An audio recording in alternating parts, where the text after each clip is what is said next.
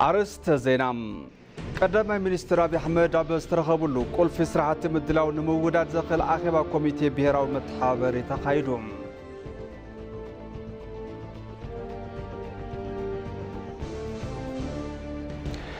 كفافلت ترخات أب كندن المعات نتفات مبقس يقونوا بمهلاهم أب أونتاو ترخات مسرح كم زدلي تقليصهم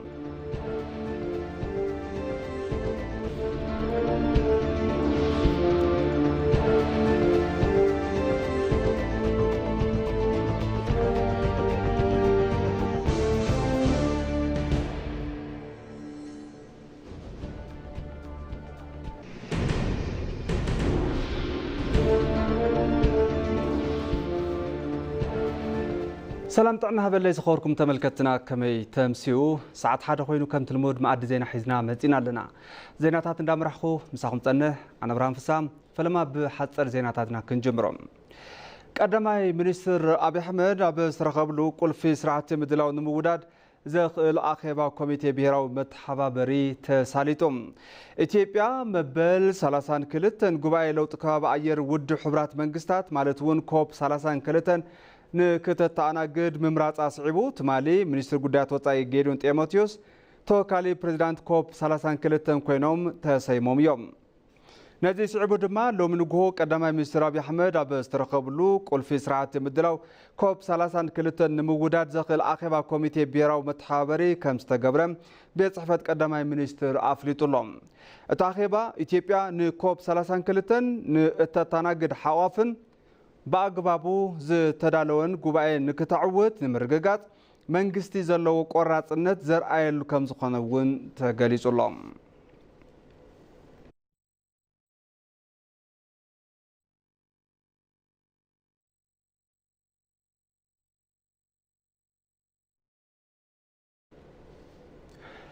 ቤት ምኽሪ ብሄራዊ ዲጂታል ትራንስፎርሜሽን ኣብ መበል ራብዓይ ስሩዕ ኣኼቡ ንክፍጸሙ ዘቐመጦም ስራሕቲ ብዕምቆት ብምግምጋም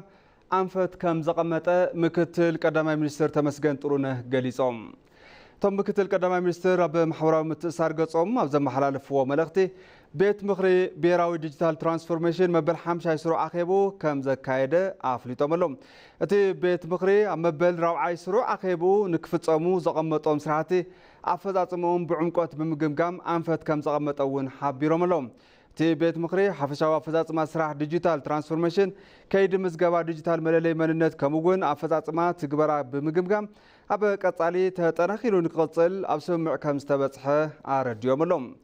ብተወሳኺ ኣብ ሃገርና ኣብ ምስራዕ ዝርከቡ ከምኡውን ሓደሽቲ ስራሕቲ ዲጂታል ምስ ስትራቴጂ ዲጂታል ኢትዮጵያ ዘለዎም ምጥዕዓም ኣብ ዘተና ዳሃሲስና ኣለና ኢሎም ኣብ መወዳእታ እውን እቲ ቤት ምኽሪ ኣብ ረቂቕ ስትራቴጂ ዲጂታል ኢትዮጵያ 2030 ዘተ ድሕሪ ምግባሩ እቲ ሰነድ ስትራቴጂ ብምጽዳቕ ናብ ቤት ምኽሪ ሚኒስትራት ንክለኣኽ ከም ዝወሰነ ገሊጾም ኣሎም ህንፃ ዲጂታል ቁጠባና ብጸብለልታ ኣብ ዝዓበየሉ ዘሎ እዋን ከም ዘሎ ብምግላጽ እቲ ቤት ምኽሪ እውን ነዚ ዕቤት ግቡእ እጃም ንምውፃእ ዝጀመሮ ጻዕሪ ኣጠናኺሩ ክቐጽለሉ እዩ ክብሉ ኣተሓሳሲቦም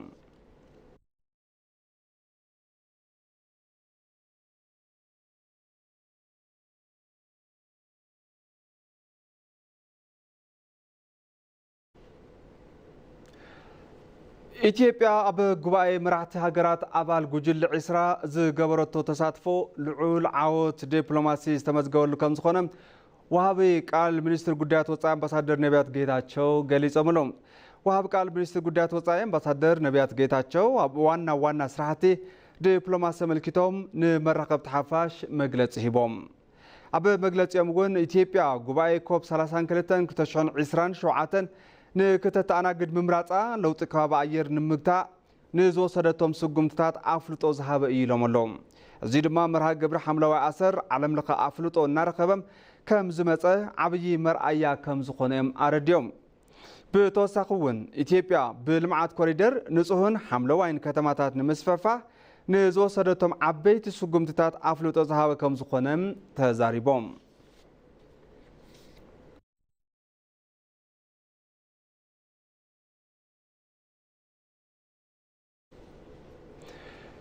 ኢትዮጵያን ኳታርን ዘለውን ዲፕሎማሲያዊ ርክብ ብዝበለጸ ምጥንኻርን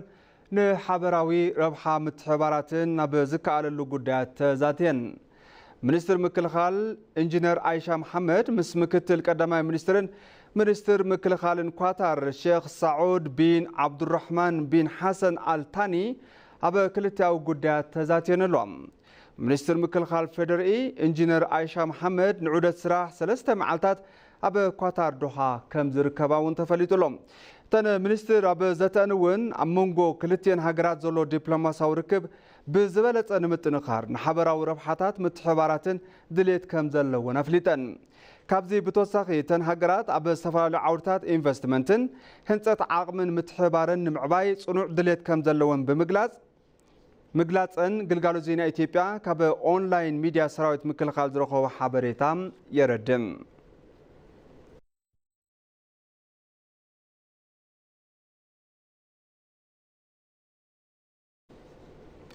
ተመልከትና حزدما بزرزر نبز حزنام زيناتات كحلفكم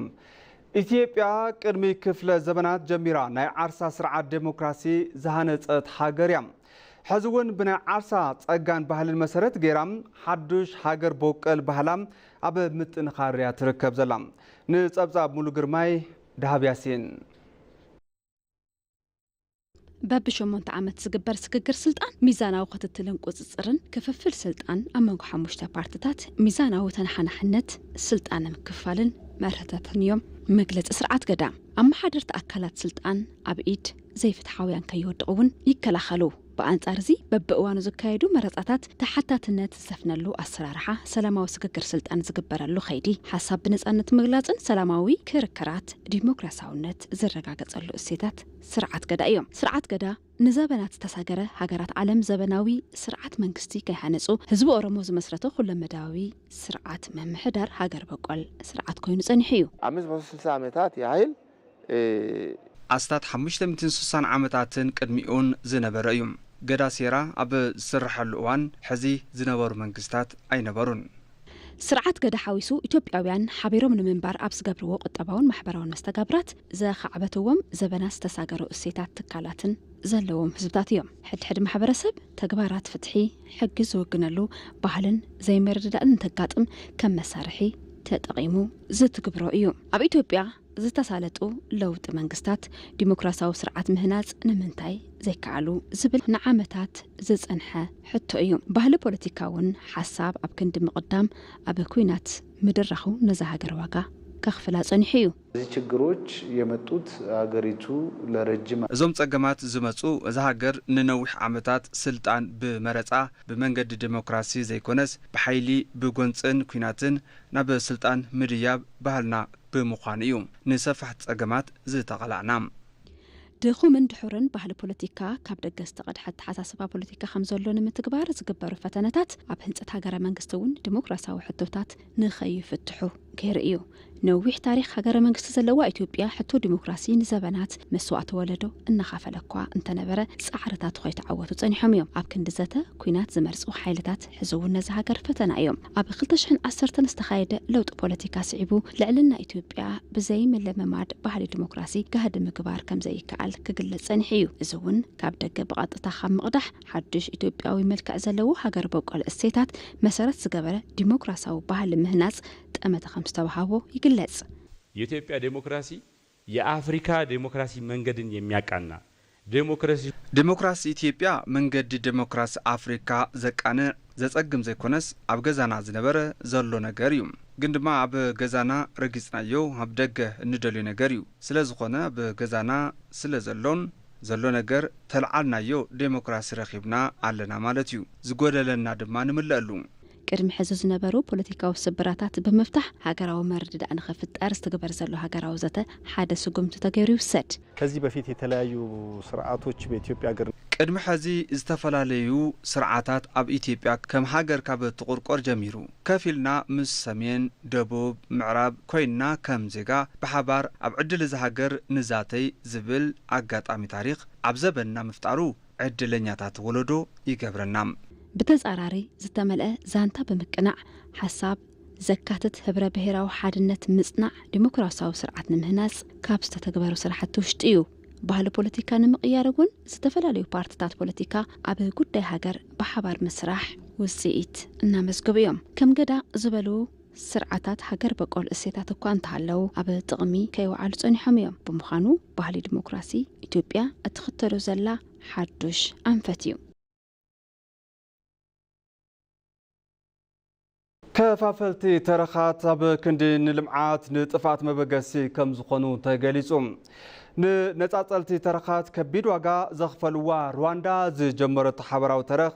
ናይ ምህናጽ ከይዲ ካብ ጸገም ከም ዘውጻውን ይግለጽ ሎሚ ናይ ዕርቅን የቕሬታን ኣብነት ኮይና ትጽራሕ ደቡብ ኣፍሪካ እውን እንተኾነ ከፋፈልቲ ተረኻት ፈቲነምዋ ከም ዝሓለፉ እዩ ተሓቢሩ ዘሎ ንጸብጻብ ወንድወሰን ኣፈወርቅ ናዝሬት በሪሁም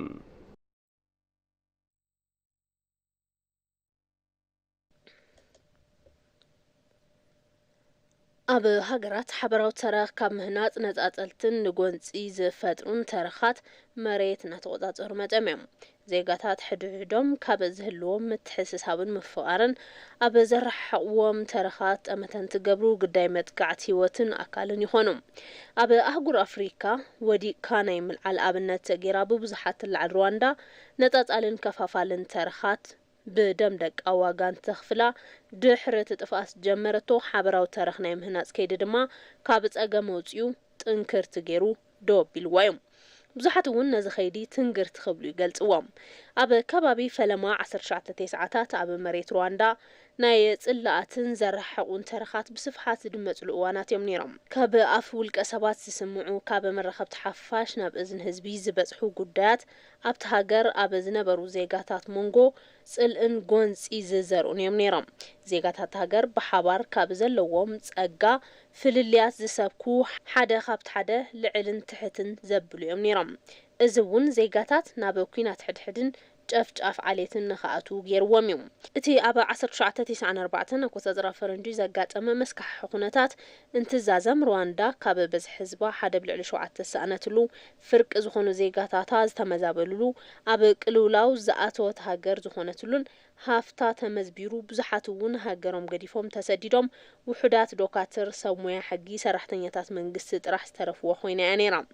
دحرز مسكح خي غزي زمصو منغست هاجر مرقا معسالن مليس كامهنات انتخرت غيريوم أبز خيدون هاجراو زاتا مقبارن فتح معسال مريتو عود تقبارات أساليتيوم روانداين حد كابز فلاليوم ترخات حدبز قبرووم حبراو ترخات مقلاه بمجمارهم حد نامت امان هاجرمون ان عابيانا بزركا وهاجرات بركي كتبت غير وايم إذا هاجر قدم عامتات عبيت قطابا بقالوتا السلع بقطابات دقات يانيرا كما قطاطر أوروباين 1994 عبيتا قالوتا 11.45 نبرات أب CGTN ملاخت نزكا يداخت الوود زخالت رواندا بمسرة حبريتا بانك عالم أب 24 قطاطر فرنجي عبيت مهرتوش تعدي شمون تنطبت 900 خوينو تمزجبيوم نتمسكح حوان بحبر حليفهم اب قسقاس قطبا زركبو زيغاتات روانዳውን ናብቲ ኩነታት ዘሳጥሖም ነጻጻሊ ተረኽ ዳግማይ ኣብ ዓለም ከይጋጥም እናሰቡ ኮይም ፕሬዝዳንት ፖል ካጋሜውን ኣብ ሃገሮም ዘጋጠመ ኩነታት ንኹሉ መጠንቀቕታ ይብሉ Rwanda's tragedy is a warning መስካሕኺ ኩናት ሩዋንዳ መጠንቀቕታይ ቁጽጽር ተዘይ ተገይሩ ናብ ጨፍጫፍ ዓሌት ዘመረሕ ኮይኑ ምክፍፋልን ኣኽራርነትን ኣብ ዝኾነ ቦታ ከጋጥም ይኽእል እዩ ህዝብና ኣብ ዝኾነ እዋን ዳግማይ ንሞት ኣይንገድፎን كال أفريقيا تهاجر دوب أفريقيا زي قاتها بصعدان تقليمن قلم زي تخفافلو خوينهم نعامتات أني حميم أبتهاجر زنبرة سرعة أبارتايد زي ساقومو تقليم تحتواي صعدان مال على جيرو زي سئل كفافال ترخ أب مونغو دوب أفريقيا حات أرفل اللي هاني تيوم بزحات بز تبقسه لعل منقلت عن قفعن باتح وميوم نزخفاف على كايدا ملوات عدان تقليمن بمعارنات أبا عدو من بارنخ كأل زي قبرو سقومتات دوبوب أفريقيان سوقي موميوم اتهاجرون كابنت على كايدا وطيا ناب ديمقراسا وسرعة تساقاقير ايام إتابعانون كابنت على تاريخ زخونوهم حبراو تاريخات مهنات تأمتا تواهي بيوم ይሄ ትርክት አንደኛ ለብዝሃነት እዚ ተረኽ ሓደ ንብዝሃነት ብግቡእ መልክዑ ኣፍልጦ ዝህብ ካብዚ ሓሊፉ ድማ ንሃገራዊ ሓድነት ብግቡእ መልክዑ ኣፍልጦ ዝህብን ክልቲኦም ተነጻጺሎም ዘይኾዱ ምዃኖም ብኣግባቡ ዝግንዘብን በቲ ማዕቐፍ ነገራት ዘካይድ እዩ። እዚ ታሪኽ ኣብ ሕውነት፣ ነጻነት፣ ማዕርነት ዝተመስረተ ክብሪ ሒዙ እዩ ዝንቀሳቐስ። ሕቶ ኢትዮጵያውያን ጉዳይ ህልውና ወለዶ ምዃኑ ርእይቶኦም ንኢቲቪ ዝገለጹ ዜጋታት ገሊጾም ኣሎም። ሕቶ ኣፍ ደገ ባሕሪ ክዕወት ብምግባር ጉዕዞ ኢትዮጵያ ምቕጻልን ስልጣና ሃገር ምርግጋጽን ካብ ኩሉ ተጽቢት ዝግበር ጉዳይ ምዃኑ እውን እዮም ገሊጾም ዘለዉ። ርእይቶኦም ተኸታቲልና ንመለስ። ሁሉም ያ ቁጭቱ ያ ሲሄድ እንዴት ሄዳ ኣብ ኩሉ ሰብ ትዕዘቦ ጉዳይ ሕራነ እዩ። ንምንታይ ብኸመይ ከይዱ ዝብል ንምንታይሲ ዝኾነ ሰብ ኣፍ ደጉ ዓፂው ዝነብር ሰብ የለን። ስንት ገቢያችን ነው እያሳጣን ያለ ነው። ክንደይ እቶት እዩ ዘስእነና ዘሎ ድኻ ክንኸውን ዝገብር ዘሎ ሓደ እኮ ንወደብ ባሕሪ እንኸፍሎ ወፃኢ እዩ። ጅቡቲ ንባዕላ ንእሽተይ ሃገር ኮይና እናሃለወት ካባና ብዙሕ ሃፍቲ እናወሰደት እያ ዘላ። ንሕና ግና ተቖሪፅና ኢና። ክሳዱ ዝተቖረፀ ሰብ ምትንፋሰ ይኽእልን ስለ ዝኾነ እቶትና ዕዳጋና ናብራና ዝሐሸን ክኸውን በር ባሕሪ የድልየና እዩ። ርቀትም የለውም። በፊትም ነበርንበት። አሁንም ለኛ ሀገራችን ድሃ ሆና ከምትኖር እኛ ባህር ቀደም እውን ናትና ዝነበረ ንዓና ዝቐረበ ባሕሪ በርና ተጠቂምና ምስ ዝማዕበሉ ሃገራት ንግዲ ክንለዋወጠሉ እንኽእለሉ መንገዲ ንኽፍጠር ኣዝየ እየ ዝብህግ። የባህር በር የማግኘት ኣፍ ደገ ባሕሪ ንዓና ህይወትን እስትንፋስን እዩ። ኣፍ ደገ ባሕሪ ናይ ምርካብ ባህጊ ናይ ኩሉ ኢትዮጵያዊ ድሌት ምዃኑ ሓቂ እዩ። እዚ ሕቶ ብሓድነት ክነረጋግጸሉ ንኽእል መንገዲ ክሳብ ዝተፈጠረ ዘይዕወተሉ መንገዲ የለን። ኣብ ምውሓስ ቃላይ ሃሮማያ ዝተሰርሑ ስራሕቲ ኣብ ከይዲ ንጥፈት ሕርሻ ሓረስቶት የጓነፍ ዝነበረ ጸገም ኣብ ምቕራፍ ረብሓ ከም ዘለዎ ተገሊጹሎም። ቃላይ ሃሮማያ ብምስትኽኻል ምህዳር ከባቢ ካብ ዘለዎ ረብሓ ሓሊፉ መባፅሕነቱ ደጊሙ ባይታ ክሕዝ ስራሕቲ ከም ስራሕ ዩኒቨርሲቲ ሃሮማያ ኣፍሊጡሎም። ውሕስናቲ ቃላይ ብልምዓት ኮሪደርን ሓምለዋይ ኣሰርን ይድገፍ ምላውን ተገሊጹሎ። መርሃ ሰላም መረሳት ተፈጥሮአዊ ውቃበት ከባቢ ጉሁድ ካብ ምግባር ብዝዘለለ ንቐረብ ጽሩይ ዝስተ ማይ ከተማ ሃረር ሓዊሱ ንምግብነት ዓሳ ይልግስ ዝጸንሐ ሃሮማያ ግራውት ተተርኪሱ ፍልፍል እታወት ምግቢ ከባቢ እዩ ነይሩ። ሓደጋ ምድራቕ ተጋጥሞ ተሎ ከም ሰብ ሓዘን ዝተቐመጠሉ እዚ ቃላይ ነብስ ኣብ ዝዘርአሉ ኣጋጣሚ ሃገር ካብ ጫፍ ናብ ጫፍ ዓሊላያ። ዳይሬክቶሬት ተሳትፎ ማሕበረሰብን ትእስስር ኢንዱስትሪን ዩኒቨርሲቲ ሃሮማያ ከማል ቃሲም ዩኒቨርሲቲ ሃሮማያ ምስ መዳርግቱ ንምትሳእ ቃላይ ሃሮማያ ዝገበርዎ ጽዑቕ ምርብራብ ዘንቲዮም ንዘላቒ ህላወት ቃላይ ኣብ ባዕሎፍቱ ቃላይን ኣብ ዙርኡ ዝርከቡ ተፋሰሳት ስራሕቲ ከም ዝቐጸሉ ይገልጹ። ዩኒቨርሲቲና አጋሮቹ ባደረጉት ርብርብ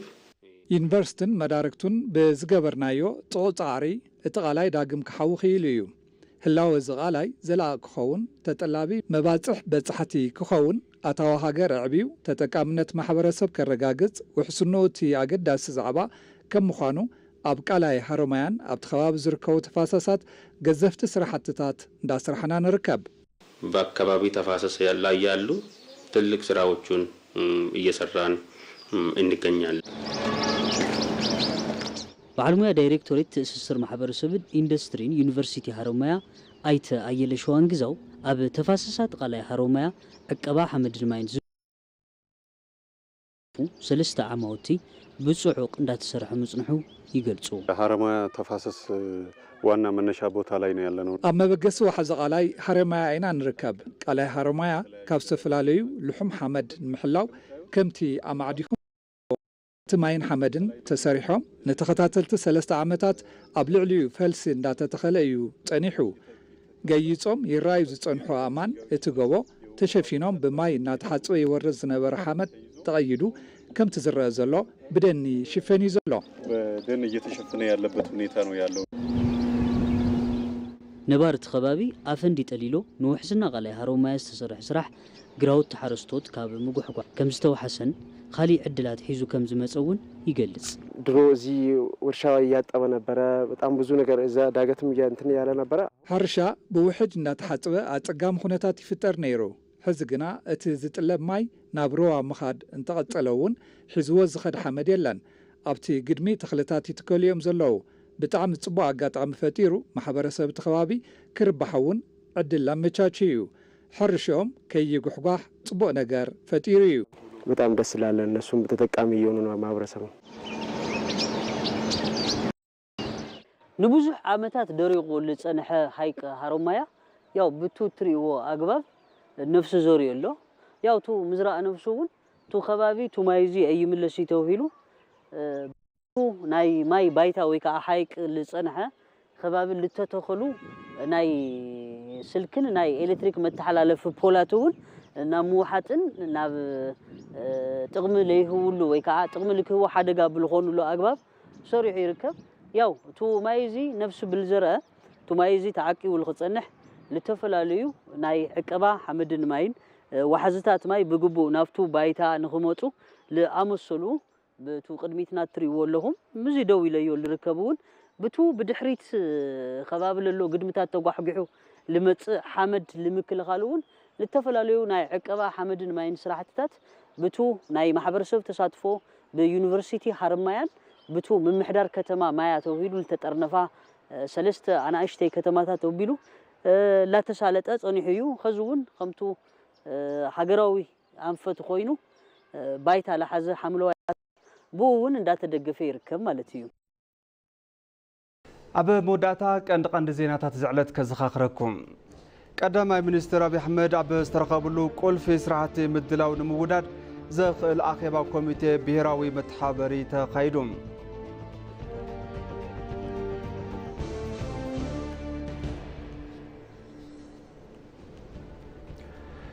ከፋፈልቲ ተረኻት ኣብ ክንዲ ንልምዓት ንጥፋት መበገስ ይኾኑ ብምህላዎም ኣብ እወንታዊ ተረኻት ምስራሕ ከም ዘድሊ ተገሊጹ